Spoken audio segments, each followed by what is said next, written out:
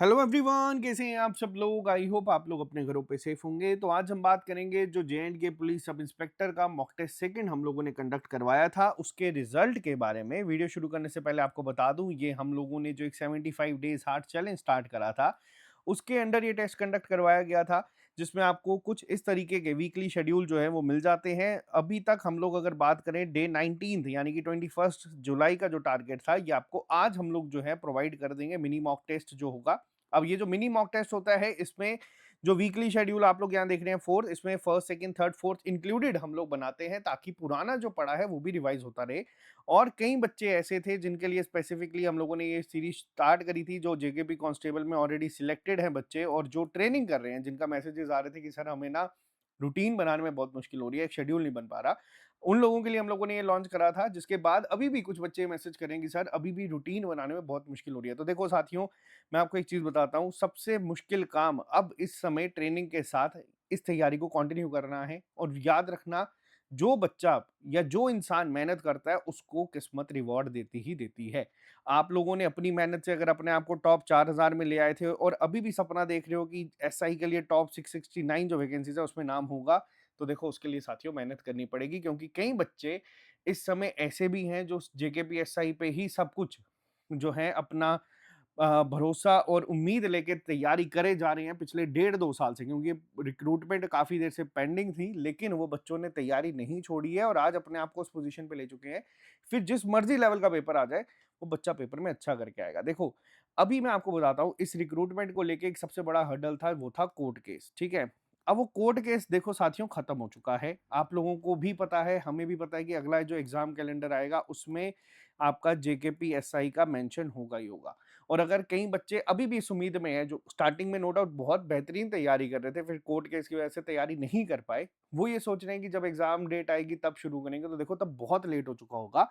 और हम लोगों ने भी ये जो सीरीज शुरू करी है, इसका मेन पर्पस यही है कि आप एक बार वापस से इनके साथ टच में आ जाओ, ठीक है? जिस दिन एग्जाम डेट आ जाएगी उस दिन आप लोगों को सिर्फ और सिर्फ प्रैक्टिस ही करनी पड़ेगी, जो कि अगर एक रिदम में, जैसे जो बच्चे हमारे साथ जुड़े थे, अब वीक 4 आप लोगों का चल रहा है, पिछले 15 से 20 दिन में वो कंटिन्यूअसली जो है तैयारी कर रहे हैं। ऐसा नहीं है कि ब्रेक है, मेहनत कर रहे हैं, किताबों के साथ टच में आ रहे हैं, और जिस दिन एग्जाम कैलेंडर आएगा उनको सिर्फ गियर शिफ्ट करना होगा, गाड़ी उनकी ऑलरेडी चल ही रही है। तो ये एक इंपॉर्टेंट चीज़ है जो मैं आपको तभी बार-बार कह रहा हूँ, क्योंकि कई सारे बच्चे जो स्टार्टिंग में इसके लिए सीरियस थे, अब वो सीरियस नहीं रहे हैं और इसमें कॉम्पिटिशन आपको कम दिखेगा, लेकिन जो कम है वो बहुत दमदार है और उतनी ही वैकेंसीज़ है। तो अगर आप लोग सोच रहे हो कि नाम लिस्ट में होगा, तो हर एक दिन काउंट करना है और हर एक दिन काउंट भी होगा, याद रखना, ठीक है?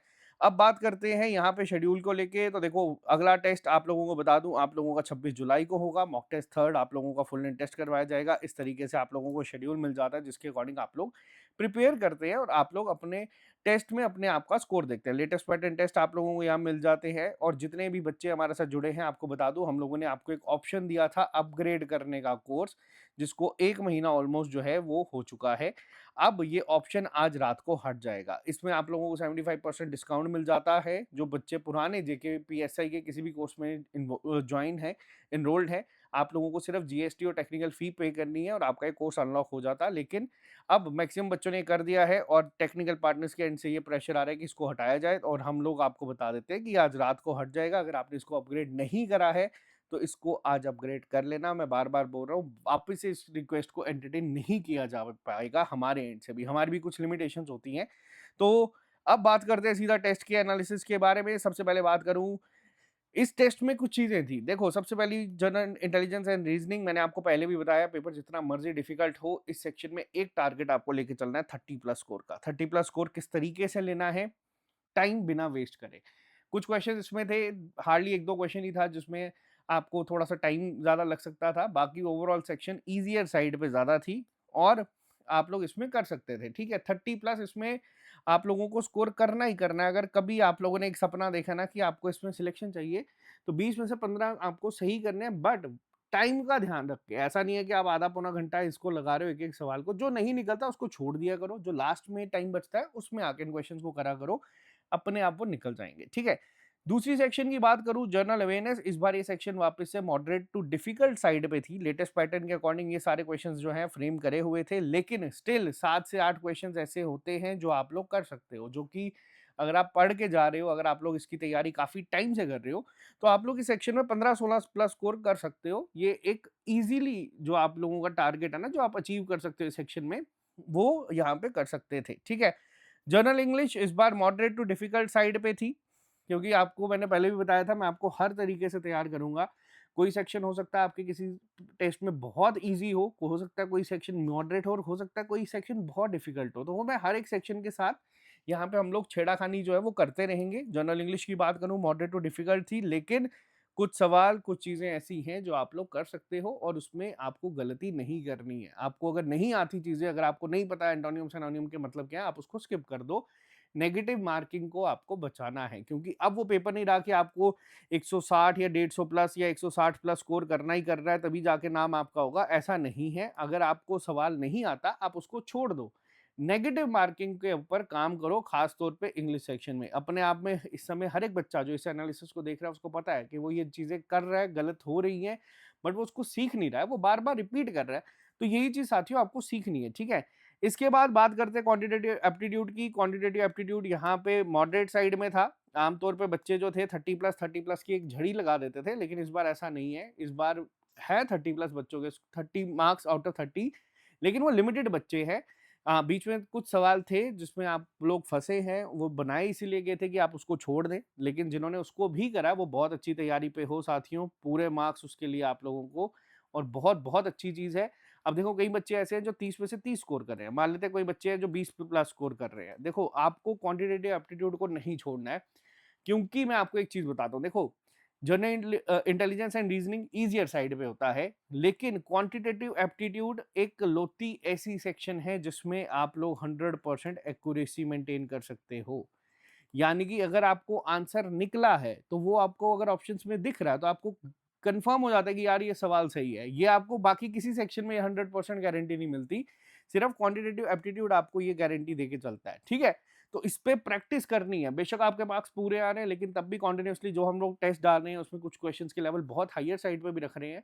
उन सबको देखो, टाइम को मैनेज करके करोगे ना तो पेपर में कभी टाइम का इशू नहीं आएगा। नेक्स्ट पे आते हैं मैथमेटिकल एबिलिटी। पिछले कुछ सेक्शंस में, टेस्ट में ये सेक्शन थोड़ी इजियर साइड पे थी, तो इस बार हम लोगों ने इसके साथ थोड़ा सा एक्सपेरिमेंट करा था।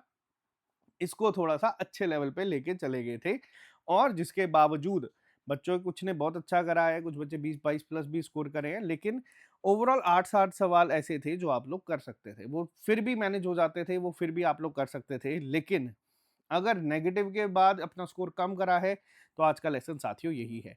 नेक्स्ट पे आते हैं कंप्यूटर प्रोफिशिएंसी। वापस से इस सेक्शन को भी बाउंसर बनाया गया था, बैक टू बैक दूसरे टेस्ट में इसको हम लोगों ने थोड़ा सा हायर लेवल पे करा था, ताकि आप लोग थोड़ा सा यूज टू हो जाए और ये चीज सीख ले कि किस क्वेश्चन को करना है और किसको स्किप करना है। अब आप देखो एक चीज, आपके साथ ही टॉपर होगा, आपके साथ ही बाकी के एस्पिरेंट्स होंगे, उन बच्चों ने भी स्कोर इस सेक्शन में उतना ही करा है। देखो 16-17 स्कोर उनका भी इतना ही है।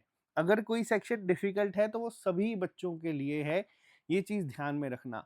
आप लोग पहले माइंडसेट लेके चल रहे थे कि 30 में से 30, वो नहीं है। अब आप लोगों को अगर 8 सवाल आसान दिख रहे हैं इस सेक्शन में, आप 8 कराओ, 15-16 नंबर ले आओ, देख लेना एंड में वो ही बहुत ज्यादा होंगे और वही आपको ओवरऑल लीड दे लेंगे। अब जैसे जैसे टेस्ट बढ़ रहे हैं, जैसे अब हमारा मॉक टेस्ट सेकेंड था, और पिछली बार कट ऑफ मुझे याद है 115 से 117 के बीच में था, लेकिन इस बार क्या है, अब वापस से धुरंधर बच्चे जुड़ना शुरू हो चुके हैं और वो टेस्ट दे रहे हैं, जो कि बहुत मेहनत करके बच्चा यहाँ पे पहुंचा है।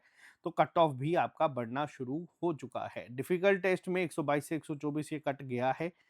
किसकी वजह से गया है? क्योंकि सीरियस बच्चा ये टेस्ट दे रहा है, मेहनती बच्चा ये टेस्ट दे रहा है, और वो अपने आप को एनालाइज कर रहा है। आप लोग अगर कितना स्कोर कर रहे हो ये बताओ। देखो इस टेस्ट में मान लेते हैं अगर आपका स्कोर 100 के बीच में था या 110 था, ये मत सोचना कि यार 122 124 बच्चा लेके आ रहा है, मैं कट ऑफ से पीछे हूं। यही टाइम है जो मैं आपको स्टार्टिंग में वीडियो का बताया था कि यही वो समय है जब आप चीजें सीख सकते हो, जब आप चीजें इंप्रूव कर सकते हो।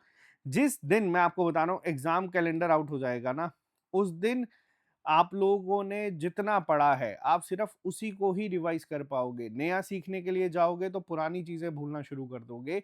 तभी मैं आपको बार-बार कह रहा हूँ कि अभी टाइम है, जब तक ये एग्ज़ाम कैलेंडर आउट नहीं होता, तब तक आप लोग जो है चीज़ें सीखो, उनकी प्रैक्टिस करो।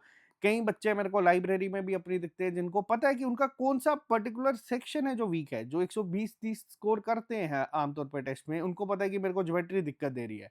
बट फिर भी मैं कभी देखूँगा वो time and work, percentage, computer जो उनका स्ट्रॉन्ग ज़ोन है उसी को पढ़ते रहते हैं। तो ये टाइम है साथियों, अगर आपको पता है कि आपका वीक एरिया कौन-सा है, आप उस पे काम करो, उसको इम्प्रोवाइज़ करने की कोशिश करो, उसको कोशिश करो कि टाइम प्रॉपर दो, ताकि वो आपका वीक से देखो, एक चीज़ आप सब बच्चे मानते हैं जो भी तैयारी कर रहा है, एक टाइम ऐसा था जब ये सारी सेक्शंस आपकी वीक थी, जब आप लोगों ने कभी किसी चीज़ को पहली बार पढ़ा होगा। बट हुआ क्या, विद टाइम आप लोग पढ़ते गए, मेहनत करते गए, चीज़ें सीखते गए, चीज़ें इम्प्रोवाइज़ होती गई, चीज़ें अब आपकी उस स्ट्रॉन्ग ज़ोन में है कि जिस मर्ज़ी लेवल पे आप बोल रहे हो कि जो मर्ज़ी लेवल ले आओ हम उसमें कर देंगे। तो यही चीज़ मैं आपको बार-बार बता रहा हूँ कि अगर कोई चीज़ वीक है उसको अभी टाइम दे सकते हो आप। यही चीज़ आने वाले 10-15 दिन के बाद मैं नहीं बोल पाऊँगा और आप लोग भी वो नहीं कर पाओगे। फिर सिर्फ़ प्रैक्टिस होगी, फिर आपके डेली बेसिस पे टेस्ट चलेंगे, रोज़ सुबह सेक्शनल टेस्ट आएगा, शाम को फुल लेंथ टेस्ट आएगा और वो सिर्फ प्रैक्टिस होगी। ऐसा नहीं है कि फिर अब आप लेके बैठोगे कि हाँ, ज्योमेट्री को पढ़ना शुरू करते हैं तो निकाल लेंगे, तो तब वो बहुत लेट हो जाएगा। अभी भी मैं आपको बता रहा हूँ कि आपके पास टाइम है, आप चीज़ें सीख सकते हो, आप चीज़ें इम्प्रोवाइज़ कर सकते हो और ये था साथियों हमारा मॉक टेस्ट सेकंड का रिज़ल्ट जो कई बच्चे मुझे कह रहे थे कि सर रिज़ल्ट दो, तो ये रिज़ल्ट रहा है साथियों आपका और मॉक टेस्ट थर्ड 26 जुलाई को कंडक्ट होगा। उसके लिए तैयारी जो है वो पीक पे रख लेना और ये जो मिनी मॉक टेस्ट है जो 50 नंबर का हम लोग कंडक्ट करवाते हैं, ये भी इसी वीडियो के थोड़ी देर बाद आपका जो है अपलोड हो जाएगा। बाकी ऑल द वेरी बेस्ट, मेहनत करो, जो बच्चा इसको जॉइन करना चाहता है इसको अपग्रेड कर लेना। अभी ये लास्ट ऑप्शन है, उसके बाद नहीं हो पाएगा, मैं वापस से रिपीट कर रहा हूँ।